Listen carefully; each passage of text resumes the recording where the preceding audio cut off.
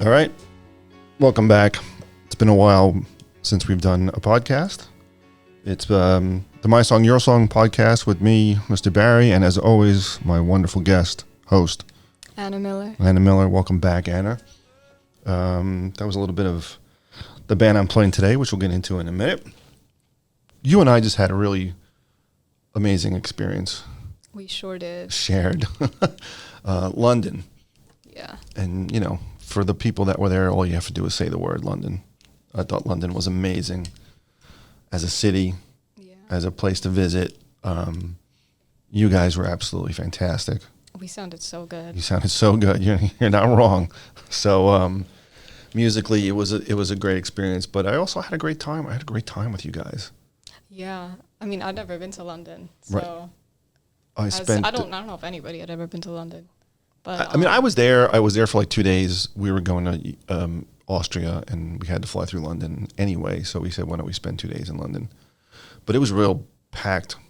Yeah. Let's see a couple of things. This was a good week, and we saw all sorts of stuff in different places. And did you have a favorite spot that we were at? I don't know. I kind of liked everything we did, but my favorite might have been when we went to Portobello Street. Yeah. That's where I lost all my money. That's where you lost all your money, is that right? Yeah, I was so good about like not spending, and then I wasn't. Well, because most of the stuff we saw was very touristy and gift shoppy, and then all of a sudden we're at Notting Hill, and you know there's some cool shops there. Yeah. Vintage clothing and record store and Lots of jewelry. Yeah, I would probably agree with you. Notting Hill was my. I kept going to neighborhoods with you guys and saying, I'd love to live here. Yeah. I thought about that in Greenwich. I thought about that in Notting Hill. I thought about that near the place where you guys did the thing with Phantom of the Opera. Oh. That was a beautiful neighborhood. I probably can't afford to live in any of those neighborhoods, but No. Well, anyway, thanks for thanks for hanging with me sometimes in London. We had a good time. We had a lot of good talks, I think. Yeah. So that was really, like, London was cool, but the best part of the trip was just, like, being with everybody. Right. Excellent. And thank you, Ed. Yeah. I mean, none of this would have happened without Mr. Norris. I know he listens to the podcast. So my good friend, my dear friend, Ed, we love you, and we thank you for everything you do. Correct? Of course. Of course. So being that we just had this awesome thing that happened to with each other, I wanted to play some English music. As did I. So if you're into classic rock and roll, which obviously I am, you are flooded with England. I mean, I'm a huge Deadhead, and they are very American, and Springsteen obviously is very American. Yeah. But then there's just such a enormous amount of wealth of British music that I have just been in love with my whole life. The Beatles, the Rolling Stones, the Who, Led Zeppelin, Pink Floyd, Genesis. That's all the old stuff, and there's more. And then I'm sure there's newer waves, the Smiths. Yeah. You know, all the Radiohead. Yeah. Right, there you go. Your guys. That's one thing that I did really want to. There wasn't a lot of opportunity for it, but I did want to kind of check out the subculture there because, I don't know, they all started out, or a lot of it anyway, with right. like new wave and stuff. Punk. Yeah. So Sex Pistols, a lot of stuff came out of London. I did too. I mean, I was totally geeking out at the Hard Rock Cafe when that guy was showing me all the because that's the original Hard Rock, and you were down there with me in the vault where he was showing us all these guitars, and I nearly collapsed when I saw Dwayne Allman's guitar because I'm such an Allman Brothers fan and such a Dwayne Allman fan, and so but yeah, I would say aside from what we did, I would have loved to have seen some live music that I'm into. No offense. I'm not like, I don't go home and listen to choral music. There's some good ones. It's beautiful when I'm with you guys, but maybe I should give it a little bit more of a chance. But there was a moment, I had so many moments in London where songs popped into my head, but there was a moment when I think we were walking to the Hard Rock, because that was a bit of a walk once we got off the double-decker bus. And I saw signs for something called Waterloo, and I got all excited because I'm a big fan of a band called the Kinks, which I'm not sure if you've ever heard of the Kinks. I've heard of the Kinks. I was thinking ABBA though. You're thinking, yeah, that right. Well, ABBA's from Sweden, so but the Kinks have a song that I've always adored called Waterloo Sunset, and it's written about someone who was in a hospital and someone who was feeling very down, but every time he looked out the window and looked at the sunset over Waterloo Station and Waterloo Bridge, and we were like a block away from Waterloo Bridge, and I just kind of wanted to go stand on the bridge by myself, or I would have taken you or someone who appreciates music, but we didn't have the time. So, but I've been thinking about that, and I've been playing that song like incessantly ever since I came back. So I'm going to play the Kinks, and it's one of their earlier songs. The Kinks, I guess you could say, were British Invasion, Beatles, Stones, and 8,000 others. But they kind of transcended that, much like the Beatles did, and much like the Stones did. They lasted well past the British Invasion, but the Kinks were there in the beginning, and they kind of, in my opinion, always get a little overlooked. When you're dealing with the Beatles and the Who and the Rolling Stones, I don't know, you're kind of like the next tier, but I don't think they deserve to be in the next tier. So let's take a listen to Waterloo Sunset by the Kinks.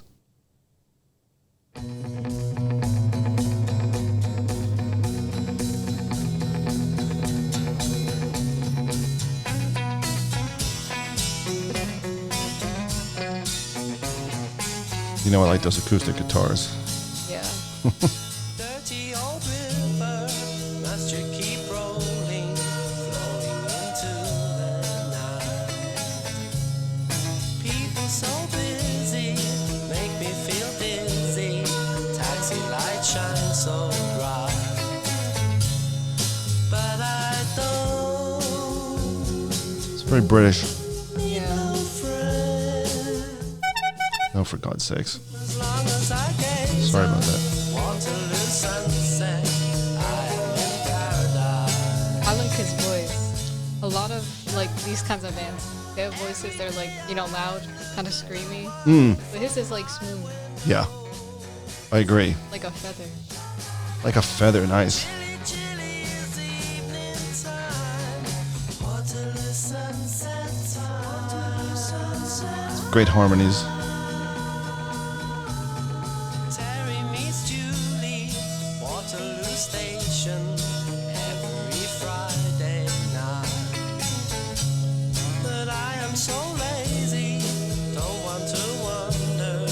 I stay at home at night. But I don't feel afraid, as long as I gaze on Waterloo sunset, I am in paradise. Every day I look at the world from my window, but chilly, chilly is evening time. Waterloo sunset's fine. I think we were even there around sunset, too. Yeah, probably. Swarming like flies round Waterloo underground. But Terry and Julie cross over the river where they feel safe and sound. And they don't need no friends, as long as they gaze on Waterloo sunset, they are in paradise.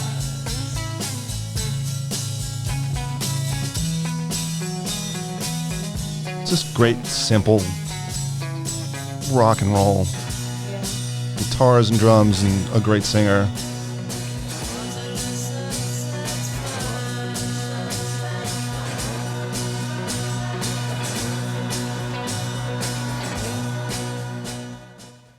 There it is. There's Waterloo Sunset by the Kinks. I can't get this song out of my head since London.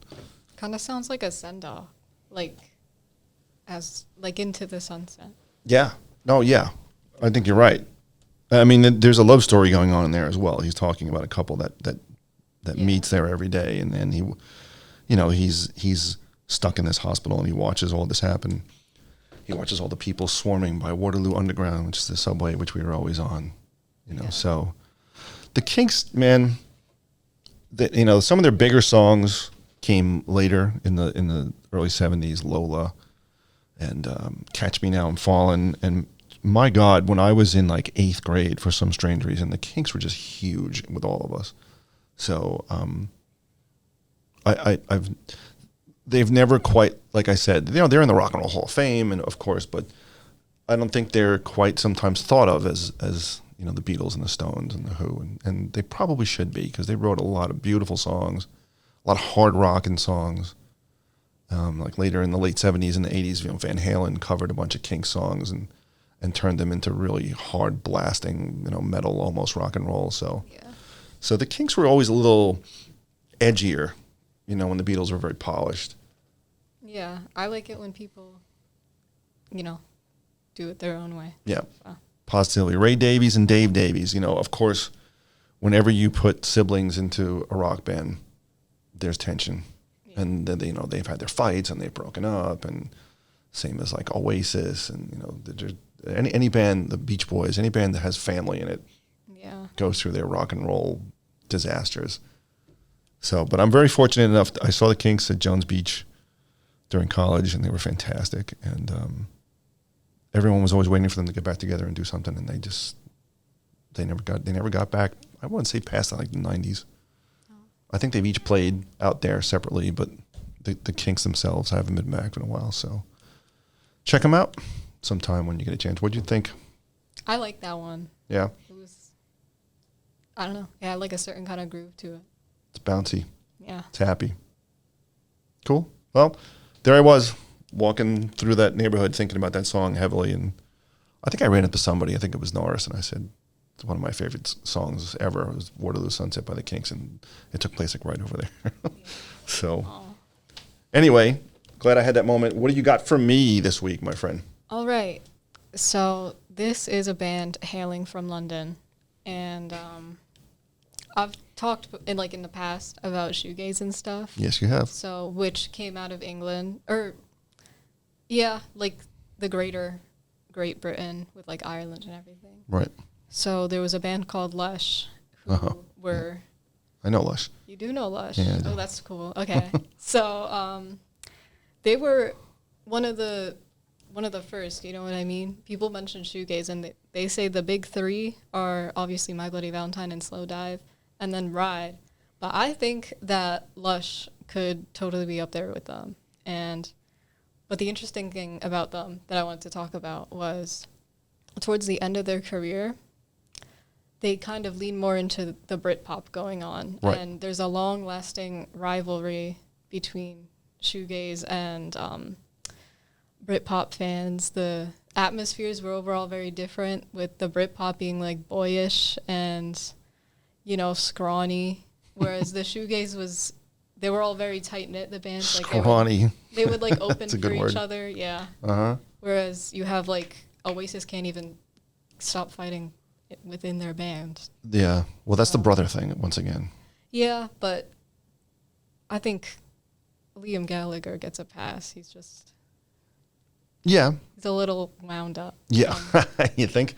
Yeah. Yeah, I think so. But the other thing... Great singer, Britpop, though. Yeah, good voice. Yep. He's all right. But with Britpop, it's a very male-dominated space, and, a lot of the topics are about women, right? But not through women's eyes, you know what I mean? Yeah, come on. Most of rock and roll was written by men about women through men's eyes when you think about it, But Lush is fronted by two women, Emma Anderson and Mickey Bereni. And you could hear here in this song specifically, especially with their later stuff where it's less gazy, just how British they sound. It's a little funny at first. So, but yeah, I thought this song kind of showed the duality of the band and had the British charm. And it's I like that you say that they sound British, because one of the things I was when I was reading about when we were to do this episode was the Beatles were always asked, how come you guys talk like English people, but you don't sing like English people? You don't sound British. And they really never had an answer for that. But I've read people say that the Kinks sound British. Yeah. So I'm curious to say how you feel the Lush sounds British. Well, you could just hear when they speak the very, taller vowels and, with the R's and I don't know. They just sound British. I love that, accent. by the way. I loved it in London when we were, Yeah, I could listen to everybody talking all the time without a problem. When we got on the flight home and the flight attendant started to speaking to me and she had an American accent and that like psyched me out. It's like a bummer, isn't it? It's like, oh, I was like, wait, that's not. That's what Americans talk like. Yeah. All right.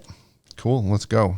One thing I did forget to mention is that's significant about this song is that it's kind of like angry. There's a couple songs where they get kind of angry at the culture around Britpop. Like, Right. Where's My Spot? Rock and roll is angry. Sure is. So. But yeah, here's Hypocrite off of Split.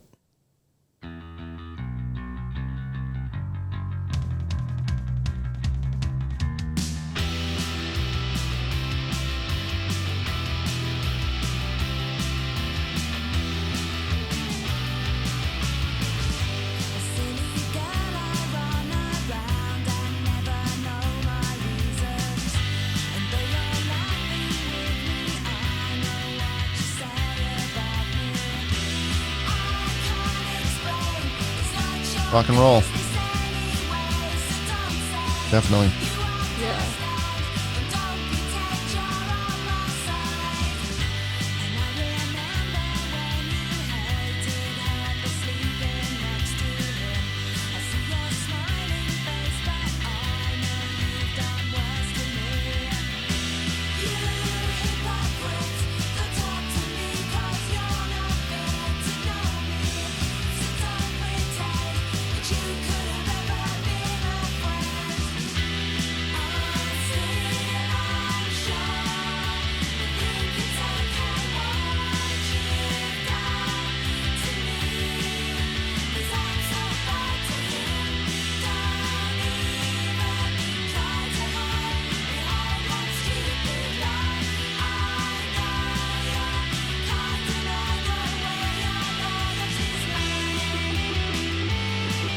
Good.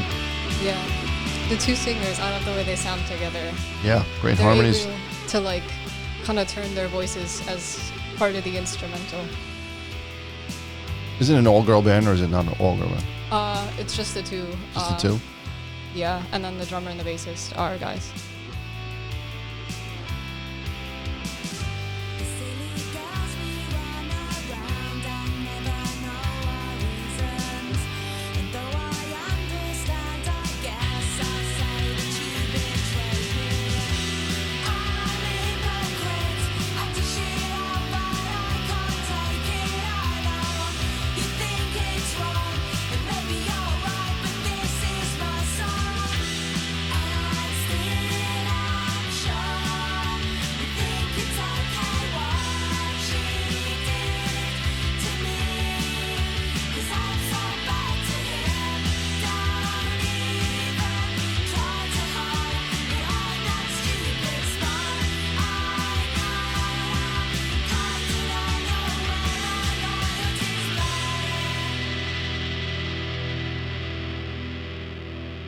Yeah.